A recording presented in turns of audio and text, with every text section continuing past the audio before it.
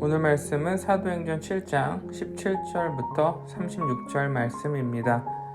하나님의 아브라함에게 약속하신 때가 가까움에 이스라엘 백성이 애굽에서 번성하여 많아졌더니 요셉을 알지 못하는 새 임금이 애굽 왕위에 오르매 그가 우리 족속에게 교활한 방법을 써서 조상들을 괴롭게 하여 그 어린 아이들을 내버려 살지 못하게 하려 할세.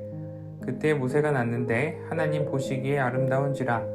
그의 아버지 집에서 석 달 동안 길리더니 버려진 후에 바로의 딸이 그를 데려다가 자기 아들로 기르매 모세가 애굽 사람의 모든 지혜를 배워 그의 말과 하는 일들이 능하더라.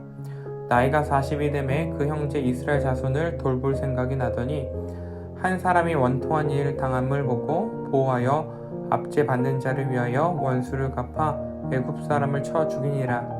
그는 그의 형제들이 하나님께서 자기의 손을 통하여 구원해 주시는 것을 깨달으리라고 생각하였으나 그들이 깨닫지 못하였더라. 이튿날 이스라엘 사람끼리 싸울 때에 모세가 와서 화해시키려 하여 이르되 너희는 형제인데 어찌 서로 해치느냐 하니 그 동물 해치는 사람이 모세를 밀어뜨려 이르되 누가 너를 관리와 재판장으로 우리 위에 세웠느냐 네가 어제는 애굽 사람을 죽임과 같이 또 나를 죽이려느냐 하니 모세가 이 말 때문에 도주하여 미디안 땅에서 나그네 되어 거기서 아들 둘을 낳으니라. 40년이 참에 천사가 시내산 광야 가시나무 떨기 불꽃 가운데서 그에게 보이거늘 모세가 그 광경을 보고 놀랍게 여겨 알아보려고 가까이 가니 주의 소리가 있어 나는 네 조상의 하나님 즉 아브람과 이삭과 야곱의 하나님이라 하신데 분노가 무서워 감히 바라보지 못하더라. 주께서 이르시되 네 발의 신을 벗으라. 네가 서 있는 곳은 거룩한 땅이니라. 내 백성이 애굽에서 괴로움 받음을 내가 확실히 보고 그 탄식하는 소리를 듣고 그들을 구원하려고 내려왔노니 이제 내가 너를 애굽으로 보내리라 하시니라. 그들의 말이 누가 너를 관리와 재판장으로 세웠느냐 하며 거절하던 그 모세를 하나님은 가시나무 떨기 가운데서 보이던 천사의 손으로 관리와 속량하는 자로서 보내셨으니 이 사람의 백성을 인도하여 나오게 하고 애굽과 홍해와 광야에서 40년간 기사와 표적을 행하였느니라. 아멘. 한 해가 시작될 때 많은 교회들이 내거는 한 해 목표 중 하나는 바로 건강한 교회입니다. 우리는 건강한 교회, 좋은 교회를 소망하죠. 그런데 이 안에 비현실적인 소망이 담겨 있습니다. 사람 간에 문제가 없는 교회, 다툼이 없는 교회, 웃음만이 넘쳐나는 교회를 우리는 바라죠. 그런데 이런 교회가 존재할까요? 불가능합니다. 왜냐하면 교회는 상처 입고 아프고 다치고 결핍이 있는 사람들이 모여있기 때문이죠. 웃음만이 넘쳐나는 교회는 뭔가 이상한 교회입니다. 건강한 교회는 문제가 없는 교회가 아니라 문제가 발생했을 때 성령의 인도하신 가운데 성경적으로 해결하는 방법을 아는 교회입니다. 이를 실행할 수 있는 리더십이 세워진 교회죠. 초대교회는 많은 어려움이 있었습니다.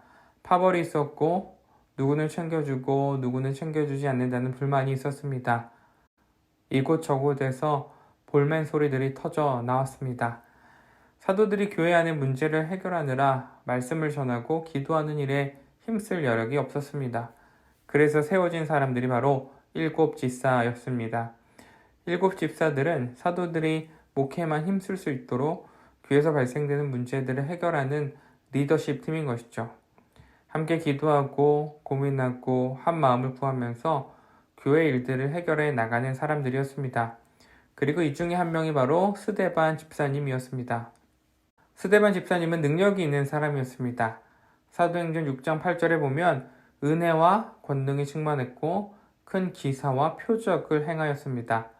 그리고 지혜와 성령으로 말하는 사람이었습니다. 그런데 능력이 있는 사람 주변에는 언제나 모함하는 사람이 있죠. 시기와 질투가 있었습니다. 깎아내리려는 시도가 있었죠. 어떤 사람들이 스데반 집사님이 모세와 하나님을 모독했다라고 말하고 있습니다. 모함하는 것이죠. 사도행전 6장 13절을 보면 거짓 증인들을 세워 스데반 집사님이 율법을 거슬러 말했다라고 거짓 증언을 합니다.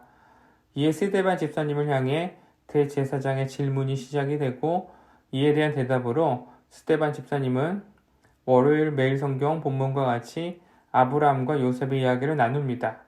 그리고 오늘 본문에서 자신이 받은 모함, 바로 모세와 하나님을 모독했다는 거짓 증언에 대해 구약 말씀을 근거로 설교를 하고 있는 것이죠. 오늘 본문 17절 이하의 말씀과 같이 이스라엘 백성들은 400년간 애굽의 노예 생활 가운데 생육하고 번성하였습니다.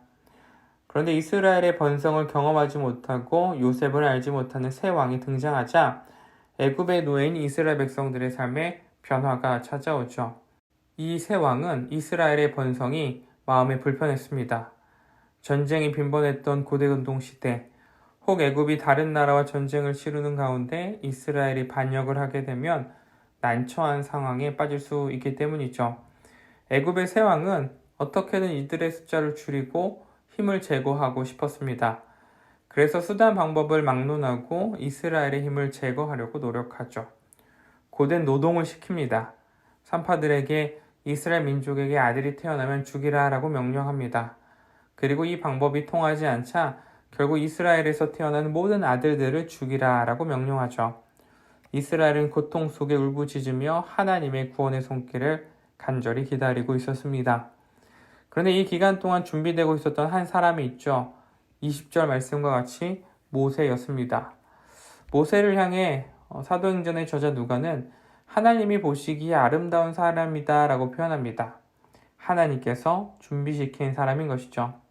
하나님의 문제 해결 방식은 사람을 통해서 이루어집니다.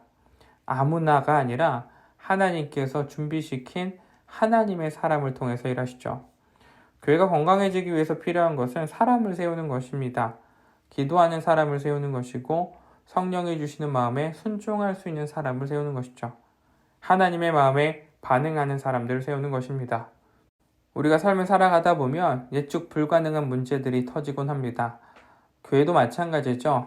다양한 어려움들이 시도 때도 없이 발생합니다. 그런데 우리가 문제를 두고 기도한다라고 해서 갑자기 문제가 해결되는 것은 아닙니다. 물질의 문제가 생겼을 때, 지혜가 필요할 때, 우리가 기도한다라고 해서 갑자기 통장에 수억씩 찍히고 비상한 아이디어가 떠오르는 것은 아닙니다. 우리가 기도할 때 하나님의 사람들이 일하는 것이죠. 생각지도 못했던 사람들로부터 도움을 받습니다. 불가능한 일이라 여겨졌던 문제가 사람을 통해서 해결이 됩니다. 하나님의 시간표에 따라 하나님의 사람들이 이미 준비되어 있었기 때문이죠. 하나님은 자신의 백성들의 고통을 그냥 지나치시지 않습니다. 어려움과 고통 속에서 우리를 건져내줄 하나님의 사람들을 하나님의 구원 시간표에 따라 준비시키는 것이죠. 스데반은 오늘 말씀을 통해서 이를 설교하고 있는 것입니다. 빛소금의 모든 성도님들이 하나님께서 준비시키는 사람이 되기를 소망합니다. 하나님의 구원 사역에 준비되고 하나님의 일들을 감당할 수 있는 우리 모두가 되기를 소망합니다. 이를 위해서 날마다 기도와 말씀에 힘쓰며 하나님의 마음이 충만한 우리 모두가 되기를 주 안에서 축복합니다. 기도하겠습니다. 사랑의 하나님, 감사를 드립니다. 오늘도 말씀을 통하여서 하나님의 일하시는 방식을 배우고 또 알게 해주셔서 감사를 드립니다. 우리가 먼저 기도하기 원하는 것은 문제 앞에서 우리가 먼저 하나님께 기도하고 간구하기를 소원합니다. 하나님의 일하심을 소망하고 기다리면서 하나님의 방식대로 우리의 삶의 문제들이 해결되기를 기다리는 것입니다. 하나님께서는 우리를 위해 하나님의 사람들을 이미 준비시켰을 줄 믿습니다. 또한 우리가 하나님께 사용받는 사람들이 되기를 원합니다. 모세가 이스라엘 백성들을 위해서 준비된 것처럼 우리 또한 하나님의 구원 사역을 위해서 준비되고 일할 수 있는 주의 백성이 되게 하여 주시옵소서. 오늘도 우리와 함께 하시는 우리 구주 예수 그리스도의 이름으로 기도드렸습니다. 아멘.